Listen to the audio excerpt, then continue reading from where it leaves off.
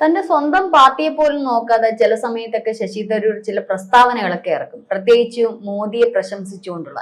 ഇപ്പോൾ നമുക്കറിയാം റാണെ കേന്ദ്രം റാണെ ഇന്ത്യയിൽ എത്തിച്ചതിനെ പറ്റി പ്രശംസിച്ചുകൊണ്ട് ഇപ്പൊ വീണ്ടും തരൂർ രംഗത്തെത്തിയിരിക്കുകയാണ്.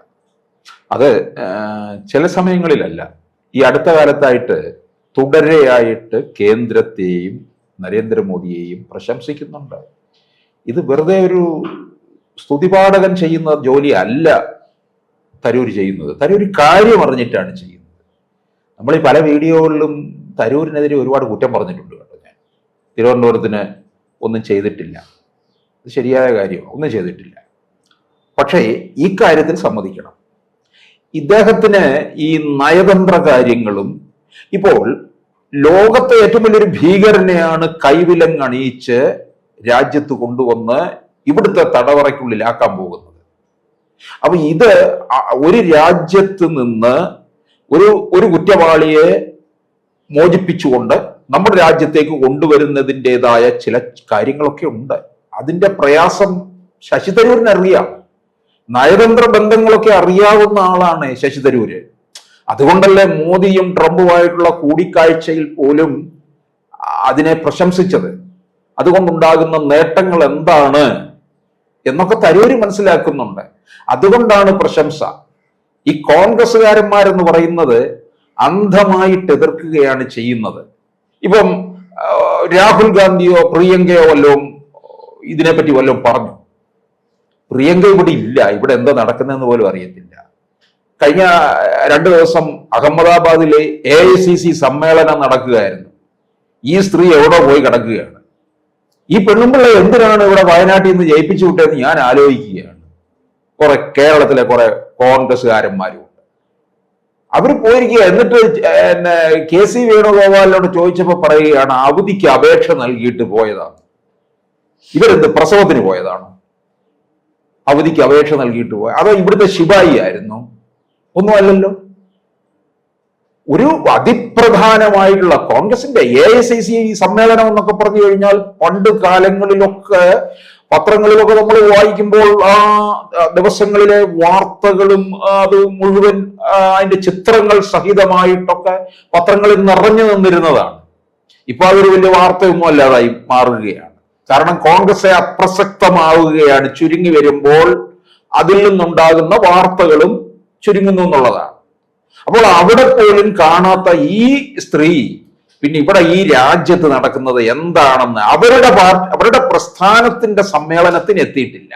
അപ്പോൾ രാജ്യത്തിനകത്ത് നടക്കുന്ന കാര്യങ്ങളെ കുറിച്ച് വല്ലതും അറിയുമോ? അപ്പോൾ പിന്നെ ഈ വയനാട് മണ്ഡലത്തിന്റെ സ്ഥിതി എന്തായിരിക്കും? അവിടെ എന്ത് ചെയ്യും? രാഹുൽ ഗാന്ധി ആയിരുന്നപ്പോഴും ഒന്നും മറച്ചില്ല.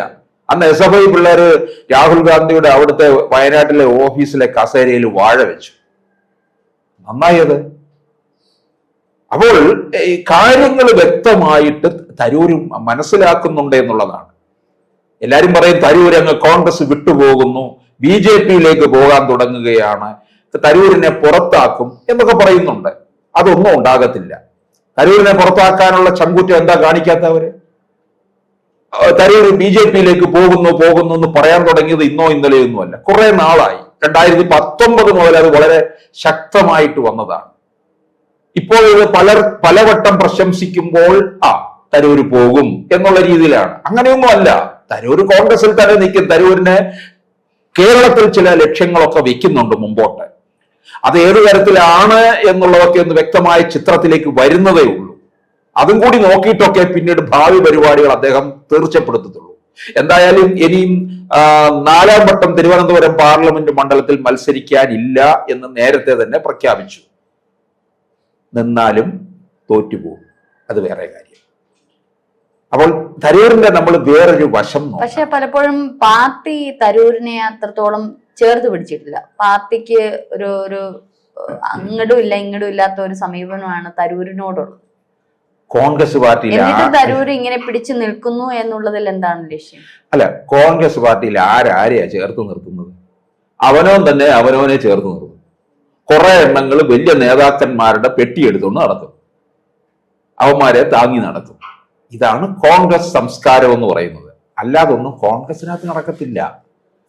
കോൺഗ്രസിലെ പിന്നെ ഒരു കോൺഗ്രസിന്റെ ഒരു സ്ഥാനാർത്ഥി പരാജയപ്പെടുന്നു, അത് അയാളെ ആരോ പാര വെച്ചതാണ് ആ സ്ഥാനാർത്ഥിയെ എന്ന് വന്നു കഴിഞ്ഞാൽ, അത് പാര വെച്ചത് ആരാന്ന് ചോദിച്ചാൽ കോൺഗ്രസ്സുകാരൻ തന്നെ ആയിരിക്കും. കോൺഗ്രസിന്റെ ശത്രു പണ്ടേ പറയാറുണ്ടല്ലോ കോൺഗ്രസ് തന്നെയാണ് എന്ന്.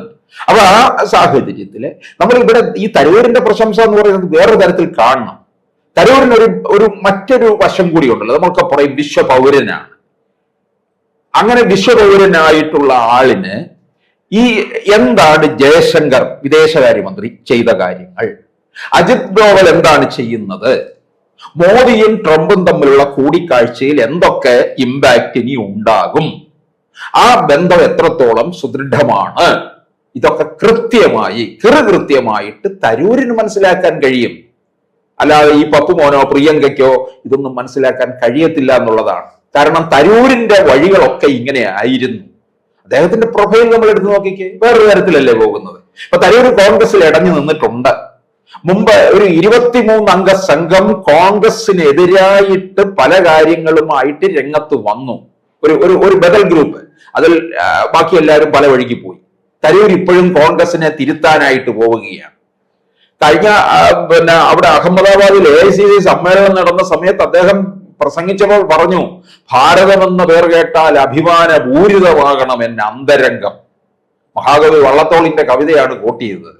ഭാരതമെന്ന പേർ കേട്ടാൽ അഭിമാനപൂരിതമാകണമെന്ന്, അഭിമാനം കൊണ്ട് തിളയ്ക്കണം പോലും എന്ന്. ആർക്ക്? ഈ കോൺഗ്രസ്സുകാരന്മാർക്കോ? ഭാരതമെന്ന പേർ കേട്ടാൽ അതിന്റെ അടുത്ത 2 ലൈനും കൂടെ ഉണ്ട്. അത് തരൂര് ആരും പറഞ്ഞില്ല, കാരണം അത് തരൂരിന് തിരിച്ചടിയാണ്. കേരളം എന്ന പേർ കേട്ടാലോ തിളയ്ക്കണം ചോര നമുക്ക് ഞരമ്പുകളിൽ. അദ്ദേഹത്തിന് കേരളം എന്നല്ല തിരുവനന്തപുരം അദ്ദേഹത്തിന് എന്തോ ഒരു അവജ്ഞയോടുകൂടിയാണ് കാണുന്നത്. അപ്പോൾ എന്തിനാണ് അദ്ദേഹം വള്ളത്തോളിന്റെ വരികൾ ചൊല്ലി ഓർമ്മപ്പെടുത്തിയത്? ഇത് ഭാരതമാണെന്നും ഭാരതത്തിന്റെ ഉയർച്ചയാണ് കോൺഗ്രസ്സുകാരായ നാം കാക്ഷിക്കേണ്ടതെന്നും അതിലൂടെ ഭരിക്കുന്നത് ആരോ ആകട്ടെ അതിനകത്തെ രാഷ്ട്രീയം മാത്രം നോക്കാതെ രാജ്യത്തിന്റെ ഉയർച്ച കൂടി നോക്കണം എന്നുള്ള ഒരു വലിയ സന്ദേശമാണ് കൊടുത്തിരിക്കുന്നത്. ഇതൊരു കൊട്ടാണ് കൊടുത്തത്. ഈ കൊട്ട് മനസ്സിലാക്കാൻ ഈ തലയ്ക്കകത്ത് പിണ്ണാക്കുമായിട്ടിരിക്കുന്ന കുറെ കോൺഗ്രസ്സുകാരന്മാരുണ്ട്. അവന്മാർക്ക് ഇത് തലയിൽ കയറത്തില്ല എന്നുള്ളതാണ്. ആർക്കാ? ഈ KC വേണുഗോപാൽ ഇങ്ങനെ ഓതി കൊടുക്കുമല്ലോ, ചെവിക്കകത്ത് ഓതി കൊടുക്കും. അതുപോലെയാണ് രാഹുൽ ഗാന്ധിയുടെ ചെവിക്കകത്ത് ഓതി കൊടുക്കും. അതനുസരിച്ചാണ് രാഹുൽ ഗാന്ധി ചെയ്യുന്നത്. പോത്തിനോട് വേദം ഓതിയിട്ട് എന്ത് കാര്യം, അങ്ങനൊരു ചൊല്ലില്ലേ? അതുപോലെയാണ് വേണുഗോപാല് പറയുന്ന അനുസരിച്ചാണ് രാഹുൽ ഗാന്ധി തുമ്മുന്നത് പോലും. അതിനനുസരിച്ചാണ് ഈ ഏത് സമയത്ത് വേണമെന്നുള്ളത്. എനിക്ക് പിന്നെ ഒരു ചോദ്യം ചോദിക്കുക, തരൂർ ഇത്രയും കാര്യഗൗരവത്തോടെ ഓരോ കാര്യങ്ങളെ വീക്ഷിക്കുകയും അത് കൃത്യമായ തന്റെ വ്യക്തിത്വത്തെ ഹനിക്കാതെ തന്നെ അദ്ദേഹം ആ പ്രസ്താവന ഇറക്കുകയും ചെയ്യും. അത് യാതൊരു തന്റെ പാർട്ടിയെ പോലും ചില സമയത്ത് നോക്കാതാണ് പല പ്രസ്താവനകളും പല കാര്യങ്ങളും അദ്ദേഹം സംസാരിക്കുന്നത്. അപ്പൊ ഇത്തരത്തിൽ കോൺഗ്രസിൽ ഒരു അസ്വാരസ്യം അദ്ദേഹത്തിന് ഉള്ളിൽ കാണുമല്ലോ, ഉള്ളിലുണ്ട്. അസ്വാരസ്യം കാണുമല്ലോ എന്നുള്ളതല്ല, ഉണ്ട്. അപ്പൊ അങ്ങനെയാണെങ്കിൽ പിന്നെ അദ്ദേഹത്തിന് അവിടെ പിടിച്ചിരിക്കേണ്ട കാര്യമില്ലല്ലോ. അല്ല, കോൺഗ്രസ് അല്ല അങ്ങനെ അങ്ങ് പോകത്തില്ല. പാർട്ടി അങ്ങനെ അത്തരത്തിൽ ഒരു കോൺഗ്രസിന് ഇപ്പൊ വെട്ടിൽപ്പെട്ട് കിടക്കുകയാണ്. ഈ കഴിച്ചിട്ട് തുപ്പാൻ വയ്യ. അദ്ദേഹം പിടിച്ചിരിക്കേണ്ട കാര്യമില്ലല്ലോ. അദ്ദേഹത്തിന് ഇതിലും കോൺഗ്രസ് എന്ന് പറയുന്ന ആ പ്രസ്ഥാനത്തിൽ അല്ല, അദ്ദേഹത്തിന് ആ കോൺഗ്രസ് എന്ന് പറയുന്ന പ്രസ്ഥാനത്തിൽ വിശ്വാസം ഉണ്ടാകാം. ചിലപ്പോൾ BJPയുടെ ആശയങ്ങളുമായിട്ട് അദ്ദേഹത്തിന് പൊരുത്തപ്പെടാൻ കഴിയുന്നില്ലായിരിക്കാം. അതല്ലെന്നുണ്ടെങ്കിൽ മറ്റു ചില ഡീലിങ്സ് നടന്നുകൊണ്ടിരിക്കാം. ഏതെങ്കിലും ഒരു സമയത്ത് അപ്പുറത്തേക്ക് ചാടുമായിരിക്കാം. കോൺഗ്രസ് പാർട്ടി ഇല്ലാതാകുമല്ലോ. അപ്പൊ പിന്നെ ഈ നേതാക്കന്മാരൊക്കെ എന്ത് ചെയ്യും?